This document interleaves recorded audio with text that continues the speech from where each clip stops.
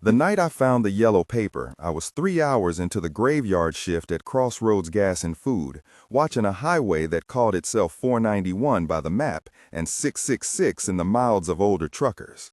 I had moved up from Albuquerque a year before because it was cheaper, and Ernesto said there was work and room in his trailer if I helped with odd jobs. I was 26, tired in a way that felt like a permanent bruise. David gone, bills stacking, a cousin's picture on my phone that didn't answer anymore. And the fluorescent light over the register hummed like a warning I couldn't turn off. Quickly, if you enjoy this story, please like and subscribe. Helps the channel continue producing these tales. The store smelled then like burnt coffee and the plastic slick of cigarette packs. Outside, the highway breathed heat that clung to the asphalt. Inside, it was always the same loop. Sweep the floor, restock the chips by the register, change the coffee, count the till. People came and went, truckers who smelled of oil and old beef jerky, a woman who always bought 2 lottery tickets and asked if the owner had paid the propane bill yet, the odd tourists who stopped for a stretch and a map. It should have been ordinary, and for a while it was. Ordinary was an armor, and I wore it well. I saw him at Pump 7 at 2:14 a.m. He wasn't someone who belonged to any of our normal categories. The man had no jacket, though the night had teeth, and his hair lay flat like wet paper. His skin had that ashy pallor that comes from not being outdoors, but from not being in a place at all. I noticed the eyes first, too dark, like 2 coin slits, and the way they didn't track me as a person, but cataloged the light. When he smiled, I remember the teeth more than the shape of his lips. Too many or too sharp, I couldn't tell. A mouth that seemed to be working at an expression someone had trained it to use. He leaned on the pump and watched the numbers creep up like a slow arithmetic of distance and loss. He bought nothing. He'd swiped a card, an old debit I assumed, and when the machine spat out the receipt, it was blank where the transaction should have been. No amount, no time, only the impression of a number you can't quite remember. He said, in a voice that sounded like a radio trying to tune in, "You keep watch, yeah?" I told him we closed at 4 and to move along. He looked at me like the light over the register might extinguish at any minute, and his eyes shone a little wetter at the edges. I felt, foolishly, that I had looked at him too long. Under the cigarette display, tucked past a stack of car wash tokens where dust drew soft lines, I found the yellow paper. Was folded 4 times, brittle at the creases, with a handwriting that had not bothered to curve its letters. It read like a manual someone had written after nights of learning hard lessons. I read it behind the counter while Ernesto was in the back fixing the cooler, and while the all-night radio station played a song I couldn't remember the name of. The rules were short. They were blunt. They were a survival apparatus. I still have the smell of that paper in my head. Old smoke and something herbaceous I couldn't place. I don't want anyone to think of them as magical commands. Call them what they were. A local make-do, the way a town cobbles a fence around what it fears. They were meant to mark the border between ordinary and the things that arrive when the border is left unattended. The first line I read aloud to myself because the store was empty and I wanted the sound of my voice to prove the words existed. Do not let them inside. Another rule said never to turn the lights off below the main lamps, and one said do not hand over change after 3:33. There was a repetition of times, 3:33, 4:11, 4:31. Numbers that seemed like coordinates more than hours, like places on an internal map where something happened if you crossed the line. One line read, "Keep the camera on. Do not trust the picture when it blinks." The craft of it was clear. Make a list, accept your fear, and measure it so you can name it. I folded the paper and put it in my apron pocket. I didn't tell Ernesto right away. He would have laughed, or he would have looked at me the way elders look at nephews or too young to remember the long lists they themselves carry. Keeping it secret felt like clutching a live thing. The first week after the yellow paper arrived was a slow erosion. Small things slid slightly out of place. A pallet of energy drinks we'd placed by Pump 2 would be on Pump 8 by dawn. The fluorescent light over the cooler buzzed with a tremor that synchronized with my heartbeat. Once, the register printed a receipt with a timestamp of 3:33, though my watch, my own cheap watch, said 2:59. On the screen of the store's security monitor, a grainy black and white of pump 7 would show a figure leaning where nothing should have been. Then the file would stop for a single frame and return where the man had retreated, standing now with his back to the road. We started to measure nights by the rules. Before each shift, I would take the paper out and read the lines like somebody might read a prayer. Keep the door locked if the fog comes from the east, read another line. If a customer stares without blinking, give them coffee or salt. Some of those words felt like superstition. Some of them felt like diction learned from a place too near the bone. They were the town's scaffolding. Gloria came in one Wednesday with a face like someone had rearranged her life. She'd worked for us before, at nights, years ago. She used to restock the candy aisle and clean the bathrooms with a thoroughness that made you think she wanted the dirt to leave and never come back. She sat at the counter and told me about a boy, David, who'd been gone long enough that the story of his leaving had hardened into the way people told it, slow and unavoidable. Gloria's voice was small when she spoke of him. He'd been walking home from the ravine, she said, and I could see the way her fingers curled like roots. We found his shoes by the culvert, and then nothing. You know how it is, people walk off and never come back. But then the truck stop saw him on the camera at 3 in the morning for 3 nights. He was there like a shadow. Then there were parts missing from the footage, and then there was only him, sitting, looking at the truckers like he wanted to ask them a question. I asked her why she hadn't told Ernesto. She looked at me sharp.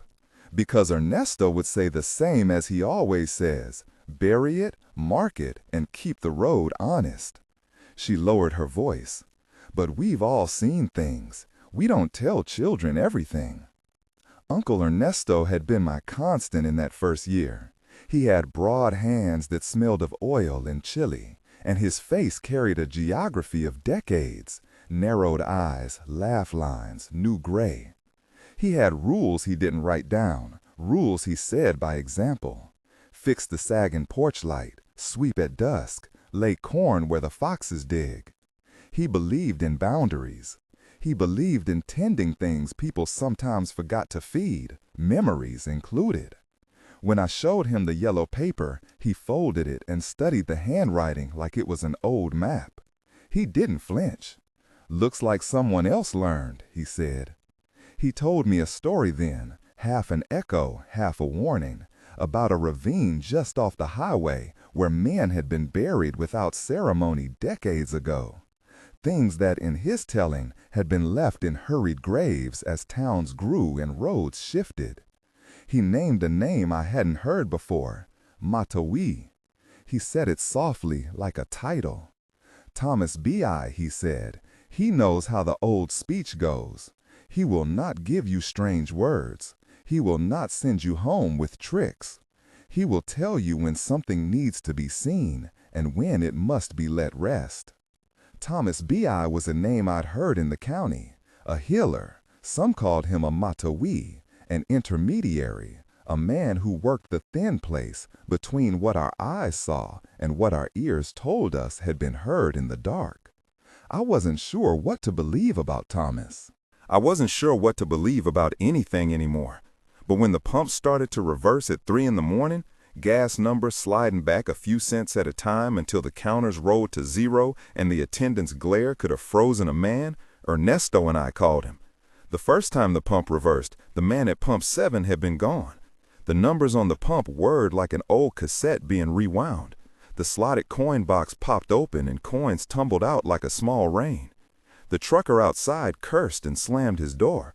And later, when we watched the footage, that frame where the pump thumbed its numbers back showed a pair of hands moving not like a human's, but like an animal's, too fast and with a wrongness to the angles. The timestamp on the recorded clip was 3:33. The image flickered, and in one single still, the trucker's face was white and his eyes no more than white hollows. "Don't hand them change after 3:33, the paper had said. I didn't hand the trucker change when he came inside. I told him the machines were down. He was angry, and he called me every name he could without naming where he was from, and then he left with the exhaust of a diesel chewing at the night. When he had gone, I went to the back and found the yellow paper in my pocket like a talisman. I reread the line. The print looked more urgent than when I'd first found it. We kept the cameras on. We started to watch the monitor in real time more than we needed to. There were nights where the screen might stall for a breath and a new figure would blink into being at the berm. There were nights where the radar dial on the side office would swing like a pendulum and stop at nothing, and a fine frost would form on the window from the inside out, though the night was an ordinary dry heat. The rules began to stitch the nights together, each line a place to check, each check a rung on a ladder that might take us away from whatever had lodged itself near our pumps. One night, I came in and Gloria had left a pack of sage on the counter. Not for burning, she'd said when I'd picked it up, for remembering how to smell things that are good. She had seen something, I realized later, and she was shoring herself with little oils of comfort. The scent of sage didn't chase the other smells away, but it was a fence we could lean on. I put a small pinch in my pocket. The rule that read count when the lights go out, I understood as a way to measure panic. It read simple and almost cruel. Count to 12. Hold your breath. Do not open the door. Do not let the dark speak in your voice. The first time the store went dark, the hum of the fluorescent over the register cut to nothing, and the cooler light guttered like a sick candle. My heart jumped into my throat. The radio went to static. I could hear the road, a far, continuous friction. The automatic light switch had failed. My hands fumbled for the flashlight, and I could feel the paper in my pocket like a heat source. We counted, because it seemed what one did for a ritual of keeping the world on its side. It was not a prayer, it was a test of nerves. 1, I mouthed. 2. My voice sounded wrong in the dark, a small, frightened animal. Behind the door, something moved that was not of the shelving or the wind. It was the kind of motion that implied limbs without being limbs, a scraping at the threshold of hearing. I held the flashlight in both hands. On the monitor in the office, the camera had returned a single image of the front door from an angle I couldn't replicate when I stood there in the dark. The timestamp read 3:33. When the lights came back, I was shaken. Ernesto didn't flinch. He had the same old look of someone who had been taught to hold on until dawn. They test you, he said. They see how long you will believe the world is steady. It escalated. There was a week where every recorded incident had a stamp of 3:33. A white-eyed woman at pump 4 who stood too still and whose lips formed words without sound. A trucker whose face the camera caught for a second before the file dropped out entirely. A bag of tortillas stacked neatly in a shopping basket outside at dawn, when no customers had gone to sleep there.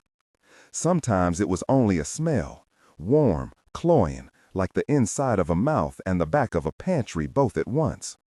Once, near the mop closet, there was a small pile of something that looked like teeth in a paper towel. Pale, rounded, too clean. I wrapped them in gauze and put them in the bottom drawer of the register. Not as evidence, but as a promise to myself that I was keeping something safe. I began to sleep less and watch more. I started to take the long turn to the ravine after my shift, because the paper had a line that said, "Remember why the ground was opened," and because David's shoes were supposed to be near the culvert. The ravine was nothing spectacular from the road, a dip, a curve where the highway softened, and the world let itself fall out of sight for a moment. In daylight, it was brittle and thin, brush and bone-dry grasses. At night, it felt like a place that remembered footsteps as if they were prayers. People in town had stopped going to its lip after the first disappearances. They avoided the place the way you avoid a cracked tile that screams when you step on it. I found David's shoes 2 days later where Gloria had said they'd be, half covered in pine needles. They were small, scuffed, the laces still tied in a loop. I sat on the shoulder and watched the highway pass like a belt of distant gold. I felt, in that silence, the shape of a decision. The yellow paper had taught me where the border sat. It had taught me how to keep a little order inside a night that wanted to rearrange itself. But the paper did not say what one did when the border had been crossed from the other side. I went to see Thomas B. the next morning with my pocket full of folded yellow paper and a fist of questions. He met me in the compound behind a small house where wind sang through chimes and the air smelled of cedar and ground corn. He was older than Ernesto, his hair threaded with more white, and the set of his hands told plainly of long practice. He did not grandstand or claim power. He offered me water and did not pry. "I won't put words in your mouth that are not yours," he said, after I told him the story as best I could without dramatizing it too much. "But there are places where things do not rest. There are things the land remembers and the living forget. Sometimes roads cut through those memories. Sometimes the night remembers that we left it out." He did not give me a magic formula. He gave me an inventory, tools, people, time. He said we needed a witness, and witnesses we could gather without turning grief into spectacle. He talked about the ravine with a respect that felt like a steadying hand. He brought up Ernesto's name and said he would be present. He recommended small objects to mark intent: corn pollen, turquoise tucked into a pocket, cedar smoke to purify the air. Not as instruction anyone reading could replicate, but as a way to anchor the ceremony to things we understood in our vicinity. It was relief to hear the plan, and horror in equal measure. There was hope threaded inside the pragmatic voice of a man who believed things could be set right by the acknowledgement of what had been wronged. Thomas asked me finally what I wanted. I almost didn't know how to answer. "I want to know where David is," I said. "I want to close what you can close." He nodded like someone who had been asked things in his sleep for a long time. We began to talk about the cameos of the rules, to catalog each night of failure and the things we had done to stay safe. The yellow paper was at the center of those talks. We read it aloud to each other in the small room behind Thomas's house, and each time we read a line, we could see how it had been both shield and shackle. The paper told us how to survive. It did not tell us why the night had been angry. But Thomas refused to let the paper be our only map. "Rules are for the living," he said. "They do not free the earth." The community gathered in small ways. Gloria came back with more stories. An old trucker named Mendez offered to keep watch on his long haul and reported seeing shadows on the verge. A few young men brought flashlights and a nervous desire to be part of a fix. We made a list, an ugly human thing that readers of this will recognize. Dates, names, the things each of us had seen, and what we could give. Ernesto peeled back the hard crust on his stubbornness and said he'd drive to the ravine with us. He packed his old tools and a thermos of coffee the way a man packs for a long night he intends to see through. Every rule on that yellow paper would become a night of its own, each line a challenge. We rehearsed the rules like instructions for crossing a river. The cameras were to be wide-eyed and recording. The pumps were to be monitored. No one was to hand change after 3:33.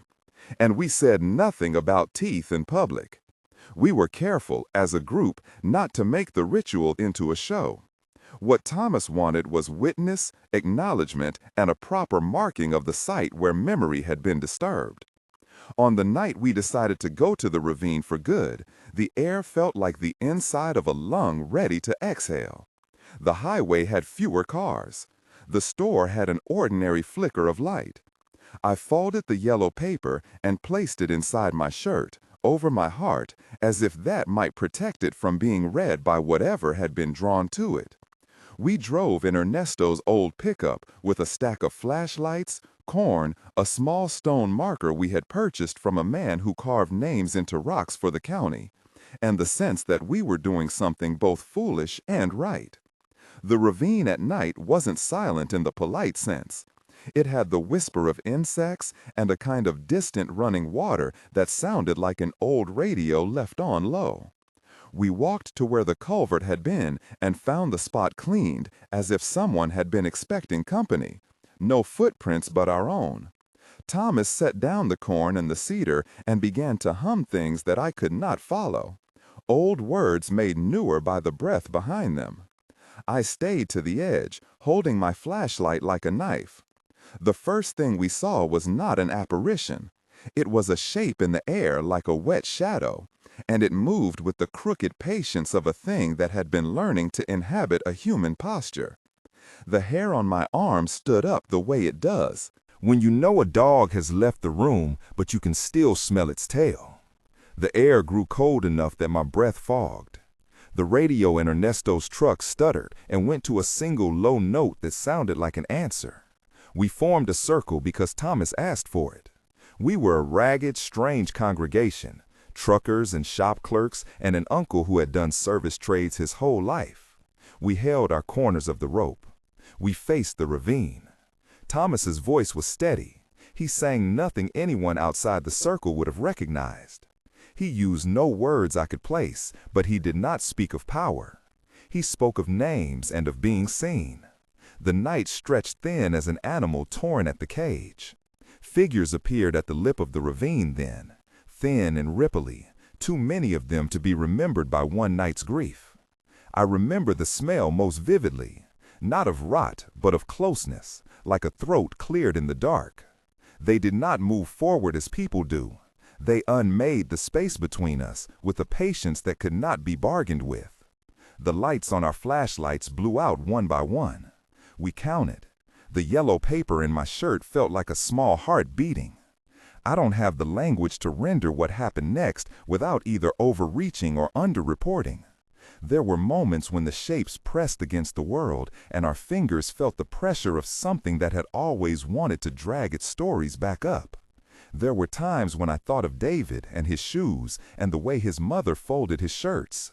There were times when my own name seemed to fray into the night. Thomas's voice carried. Ernesto held the rope like someone holding the edge of a cliff for another. Gloria chanted words that were not ours to print in a story, and yet were our relief. We burned the yellow paper at the edge of the culvert so that the rules we used to survive would not become their invitation.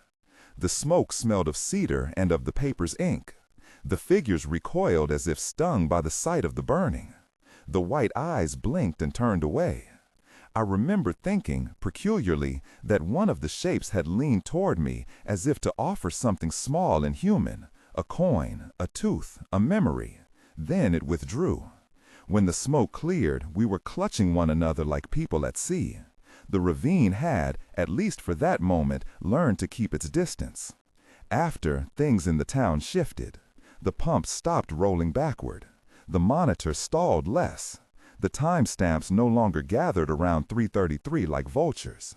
Business at the station improved in a slow, stubborn way, as if patrons could feel a place had been tended. Gloria started coming in for mornings and sat more often at the counter to chat about the route she took on the bus. Ernesto smiled without the shadow he had worn for months. Thomas stood at the side of the ravine and placed the carved stone we had bought there, an honest, crooked mark with a name and a brief sentence so that passers-by might not mistake it for random landscaping.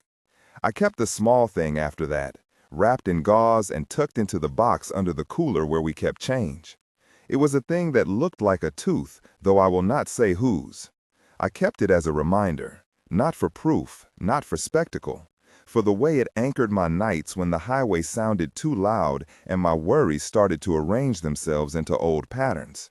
I keep it to remember that boundaries exist and that they require tending.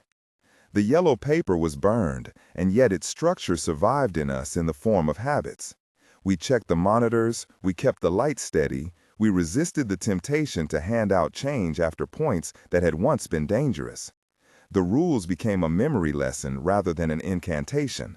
They moved from being a thing that shackled to a thing that taught.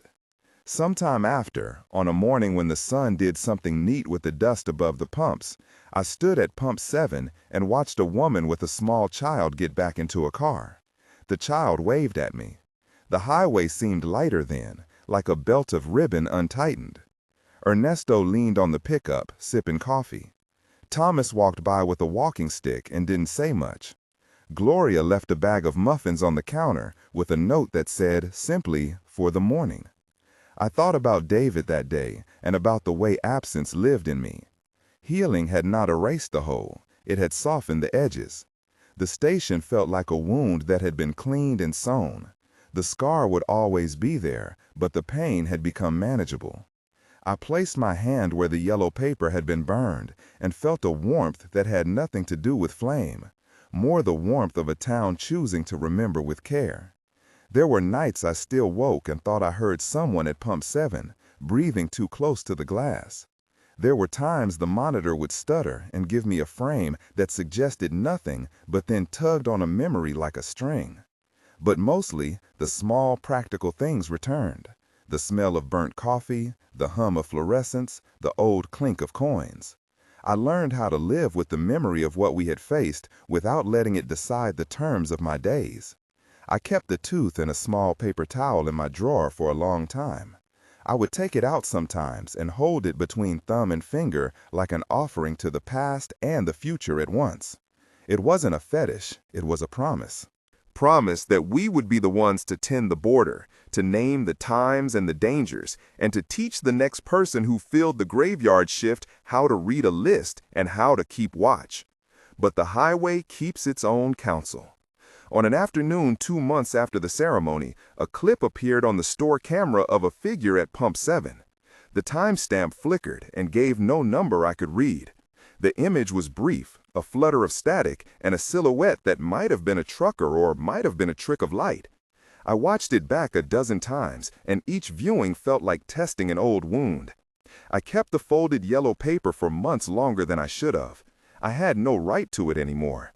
We had burned it in the ceremony as a way to say we would not abide by terror's list, but I had not yet let go of the comfort of having its words close at hand. One night I finally put what remained of it into a small metal box and slid the box into the place under the register where we kept receipts older than memory. I closed the drawer and exhaled.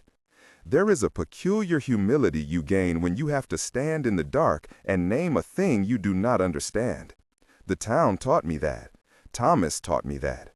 Ernesto, with hands that had fixed more things than I could count, taught me to look for the slow, stubborn work of repair. And David, missing, remembered, still a ghost in a photograph, taught me what refusal looks like. The refusal to let the world smooth over bad graves and call it progress. I went back to the ravine once by myself, months after the marker had been set. The stone was there, small and ordinary, sun-browned at the edges. I pressed my palm on it like you might press your palm to a forehead to check for fever. I whispered a name I hadn't said aloud in a long time. The air was ordinary. The highway hummed. A truck passed and the dust rose like a small storm. I left a pinch of corn at the base of the stone. No ceremony. Only an offering from someone who has learned that some things demand recognition, even if no great answer comes in return. If there's a lesson I can hand to whoever reads this, it's the thin and stubborn one. Pay attention.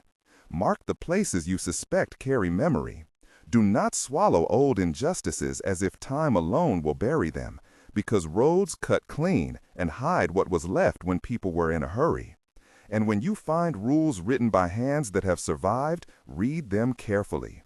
Use them to keep each other safe, but do not let them become the only language you know to speak about the wrongs you inherit. I still work nights. I still straighten the chips by the register and change the coffee. Sometimes a trucker will stop and laugh and tell me the road used to be a different line on the map. Sometimes someone will ask me about the stone at the ravine, and I'll tell them it's marked and it's tended. And sometimes, when the night is thin and the hum changes pitch, I take the small wrapped thing from my drawer and hold it in a hand that has learned to be steady. It is a terrible, small reminder that we tend a border between what we've done and what we have forgotten. I don't want to end with a flourish. There is no grand victory, only a list of small, stubborn successes that add up. The pumps still have numbers, and sometimes the monitor stutters.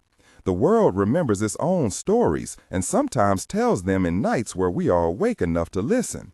We burned the rules and we made new ones. Watch the cameras, check the timestamps, remember the names of those who have been taken. We did not try to be louder than the past. We tried to be careful. There are nights I look out at Pump 7 and think of the first man I saw there and how he leaned like someone who had been waiting for the lights to fail so he could get a better look at the world. I think of the way his teeth showed when he smiled. I think of the tooth in my drawer and the way it feels like an agreed-upon truth between me and the night. I tuck it back and turn the key in the register, because the world keeps moving whether you want it to or not, and someone has to be awake to tend it. The night settled into a rhythm the way a broken clock settles into a stopped hour, familiar and oddly precise. The coffee maker clicked on at 11. The fluorescent light over the cooler hummed like an insect. The register drawer opened with a small, satisfied clack that sounded to me like a promise kept. People came and went in drifts. Truckers, a woman who kept a potted succulent on the dash of her car, a kid who always asked for a pack of gum and $1 of gas. Each one passing through with the small private urgency that made the place feel less like a stage and more like a shelter. Thomas came by more often after that. He would sit on a low stool by the pastry case, his hat tilted against the cold from the door, and tell stories about highways before they were smoothed into straight lines. He remembered names that didn't survive road work and could draw a map of the town in the scars left on the sidewalks. Ernesto came back too, with duct tape and a flashlight and a way of measuring things with his hands, as if to find the honest center of a problem. Between them, they made the store feel less like a shop and more like a tiny outpost against indifference. The clip on the monitor sat in my mind like a splinter. I watched it sometimes when the night felt wide and I wanted something with an edge to keep me from drifting into the habitual. The silhouette at Pump 7, so slight, so easily a trick of light, was a thing I visited the way you visit an old friend who has gone away quietly. I could play it, and the moving image never explained itself.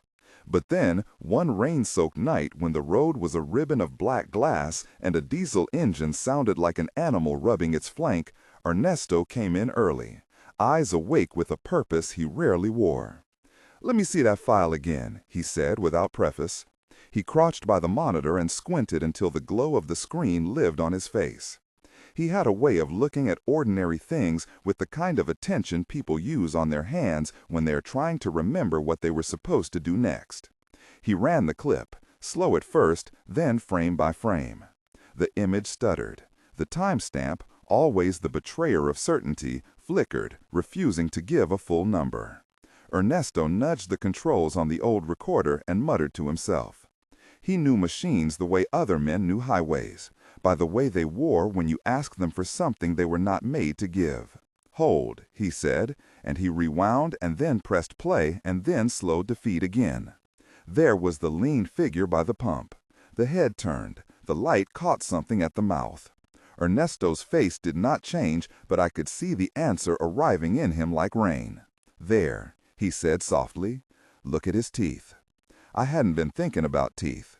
I thought of a tooth as of any other small private thing, kept in a box, in a drawer, passed between hands in the inadequate language people use to speak of loss. The tooth in my drawer had been a ridiculous, stubborn relic to anyone who did not know the feel of an old grief. To me, it had become a pact, never to forget the shape of what had been taken. Ernesto rewound, found the frame, and froze it. On the screen, grain and shadow made a mouth into a white smudge, and the smudge had a glint like a small inlay. He clicked and magnified until the mask of pixels became teeth with an odd metallic shine at the cusp.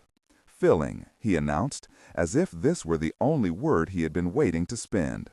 "That's a filling. Silver." It was a thin thing to hold on to, a sliver of possibility. The next morning I took the tooth out of its wrapping and held it up to the light. There, in its enamel, a dark crescent showed where work had been done long ago. It did not belong to anyone I could name by sight. It did not tell me where David had gone. But it hinted at a life that had been lived with the same small, careful repairs the rest of us do. A filling to stop a leak, a fix so a thing could go on being useful. That week, the town had more quiet visitors. People came to the ravine in ones and twos. A woman with a sweater the color of river stones left a note folded in on itself like a small bird. A man with a cane talked to the stone as if it had been a person who could answer back. Someone brought a candle and left it to gutter in the wind. No one held a press conference. No one decided anything for the town. They came because something in them recognized the need to be seen doing what the town had failed to do for a long time, to witness. A night some weeks later, the drawer in which I kept the old tooth felt too heavy with all the things a drawer is asked to hold. I took the small metal box out and smoothed the dented lid between my fingers the way you smooth an old photograph before showing it to someone. The town had set in motion a practice. We were making lists again, but they were lists of names and times and reasons to look up from our work. They sat on a clipboard now by the register. They were not rituals for forgetting. They were, instead, little bones to hold to when the current pulled at everything else. It was colder than it had any right to be for the month. Ice formed at the edges of the puddles by the highway like a filigree that could cut a careless foot. I went to the ravine alone because there is a particular privacy in grief you can only share by not saying anything at all. The stone looked smaller in the firm light of a moon caught in clearing clouds. I set the box down and opened it, the tooth tucked in a scrap of cloth like a secret wrapped for a child. I had rehearsed many ways of letting it go. I had imagined dropping it and walking away. I had imagined keeping it and making of it a small shrine behind the register. I had imagined telling someone, Thomas perhaps, and letting them decide what should be done. When I finally lifted the tooth out, I understood that the act itself mattered less than the manner of it. I placed it on the stone where it caught the moon and glinted like a small truth exposed. It was not dramatic. No bells rang, no prodigious revelation came. The tooth sat there and made the stone look more honest, like a neighbor who had finally come over to see how things were after a long absence. I left a little corn as well, what I had given on that other, less explicable night, because ritual has a way of forming muscles where will alone fails. I stayed until my feet went numb and the world thinned into a small, steady sound of tires on distant road. At home, the drawer seemed lighter. I did not know if I had done the right thing. Perhaps there is no right or wrong in these matters, only the small practice of tending. The town began to speak in softer tones about what we were doing. People no longer crossed the highway at random. They used the crosswalks like small vows. The pumps at the station numbered themselves in conversations, not as cold, utilitarian coordinates, but as places with memory, places where someone might be seen and remembered. The list by the register grew names in a spidery, careful hand. We took to writing down who had come through and when, who had looked twice at the ravine, who had stopped for a moment at Pump 7 and then gone on. It was hardly a police force. It was simply a community learning to keep better watch. On a Thursday night, a young woman came in and bought cigarettes and a bottle of water, and then, while I bagged the items, she asked for a light. The dispensers were on the counter, and I offered her one. When the flame licked her face, she paused, and for a moment I thought she would not speak. Then she said, "Do you work all the time?" "Most nights," I answered. "My brother stopped here," she said. Her voice had the particular roughness people get when they have been saying something aloud for a while and have not been heard. "Years ago," he said. He liked the coffee. He wanted to know every truck driver's name. We never found him. They said he probably left, that sometimes people leave. I didn't believe them, but I started to live like I was supposed to pretend. She put her cigarette between her lips and struck a match that fluttered like a moth. She looked into the flame as if peering could summon the past. "I don't think they leave," she said. "I think the road takes what it wants and gives nothing back." I wanted to say the correct, compassionate thing, the one that would bandage the moment. But what the town had taught me was not to resurface from grief with a tidy plaster. So I handed her a paper cup of coffee and said, simply, "We tend what we can. That's all." She rested the cup on the counter, and her eyes met mine. "You were the one with the stone," she said. My mother drove by the ravine last week and cried. She said it was the first time someone had told the place it mattered. Thank you. That did not fix things. It did not bring her brother back. But it gave someone a small permission to grieve in public, to move beyond the smothering of grief under the careful curtains of "it was according to the road." People needed that permission like a plant needs sunlight. The acknowledgement was small, and it spread in the way small things do, through the gossip of laundromats and the elbowed conversations at foundation walls. One night, the monitor stuttered again, and something different arrived. A clearer clip, not from the old tape, but a new one that had been recovered from a feed nobody had thought to check. Someone, Thomas I think, he loved the detective work, had messaged me with a clumsy note and an attachment that glowed with the same anxious light you see in people who have been waiting a long time for anything resembling a clue. The clip showed the pump at night, rain stripping the world into pieces. A man stepped into the frame and lingered by the pump. He was careful, the way men who have practiced looking for something in the dark are careful. He checked the light, he looked at the camera, and then he reached up and touched the pump, as if he were confirming its existence. He smiled in a way that made his face look older than the movement should have allowed. He had a filling that flashed like a small moon in his mouth. My chest tightened in a way I had been trying to avoid. He called out to someone just off camera. His voice was hoarse, like someone who had been on the road too long. He did not stay. He left, and the rain swallowed his footprints. But between the frames, something flickered on his jacket, a small sewn patch, worn at the edges. I froze it and blew it up until the pixels bled. It was a shape I had seen before on the back of a photograph of David, the shape of a road sign, bent and rusted, that had been in the corner of a picture taken at a county fair years prior. Things like that make a person believe in pattern again. We had no right to make claims from a handful of seconds of video. We had only the right to look and to keep our eyes open a little longer than we had before. Thomas walked in the empty hours with his hands in his pockets and said, "Maybe the road keeps more records than we do."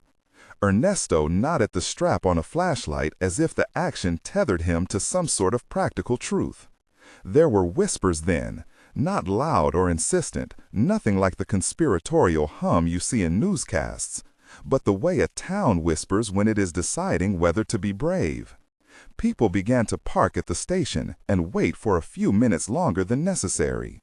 They noticed things, the way a trucker straightened his jacket as if to hide something, the way a woman lingered at the pastry case when she should have been gone. The camera at Pump 7 captured mouths and hands and the curve of a smile. It recorded small resistances, like a man who refused to let a memory be smoothed over by time. One night there was someone at Pump 7 again, and I was there with a paper cup of bad coffee and a badge of watchfulness sewn into my ribs. The man at the pump looked like many men who passed through. A coat turned into armor against weather, gloves that had been repaired too many times. He was careful when he filled the tank, as if he knew the meaning of patience. He paused, then turned, and for a moment the light struck his mouth and silver showed at the cusp of a tooth. I felt the old animal reaction, recognition without hope. My hands found the register and then froze. My throat found the small, simple ache that always comes when a possibility opens. He did not come inside. He left in a truck that had seen better years, and the taillights bled away like a promise not yet fulfilled. I watched the feed back in the office until Dawn arrived like an apology. The clip did not tell me things I wanted to know, but it taught me something like patience. That some answers, if they come, would come in their own time and in their own way, and that the best we could do in the meantime was to tend the ordinary. So we tended. We repaired the cracked tile by the register with a clumsy, earnest set of hands. We re-glued the faded price stickers and polished the coffee urn until it shone with the dignity it had only been promised once. We adjusted the angle of the security camera so that it caught more of the pump and less of the indifferent sky. We wrote names on the lists, and sometimes, when a name appeared that we recognized, we would pause and say it aloud like a small reverent prayer. The town learned to be faithful in small things. There was no cinematic triumph. The missing did not stride back into the light to be reinserted into the story. The tooth on the stone weathered and took a film of winter, and the reverent offerings at the ravine accumulated. A child's broken toy, a bead of glass polished by time, a note written in a hand that shook with age. We had not solved the past. We had instead made a place in which the past could be spoken to and not simply swallowed. Years taught us more than any single revelation could. They taught us that vigilance is not merely the keeping of watch, but the redeployment of ordinary love into the world. It is opening the door for the person who needs warmth. It is leaving the light on and saying the names that might otherwise fall into a ditch of neglect. It is watching for the small things that make up human life, the angled smile that may match a tooth in a drawer, the way someone fingers the edge of a photograph as if testing the honesty of a memory. Sometimes I still take the folded yellow paper from the small metal box and run my fingers over the smudged ink where the list was once written. Old handwriting has a way of teaching patience. It makes you sit with the fact that some rules outlive their makers and must be re-examined. We burned what we were given, and we wrote new instructions for ourselves, less about fear and more about care. Check the pumps. Look for faces that do not belong to the schedule. Remember the names. Don't assume the road is a map that tells the whole story. At night, I stand by the register and listen for the sound of the highway, which is never really indifferent if you listen long enough. Sometimes I see the shape of a man at pump 7 and my heart hitches in a way that surprises me even now. I no longer keep the tooth as a private anchor.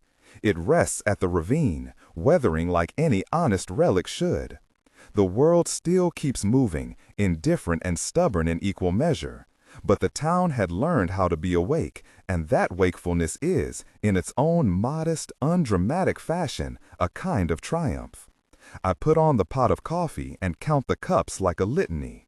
I check the monitor, and sometimes a face appears that is not mine.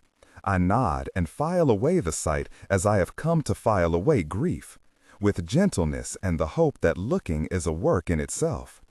The road will keep telling its story. We will keep listening.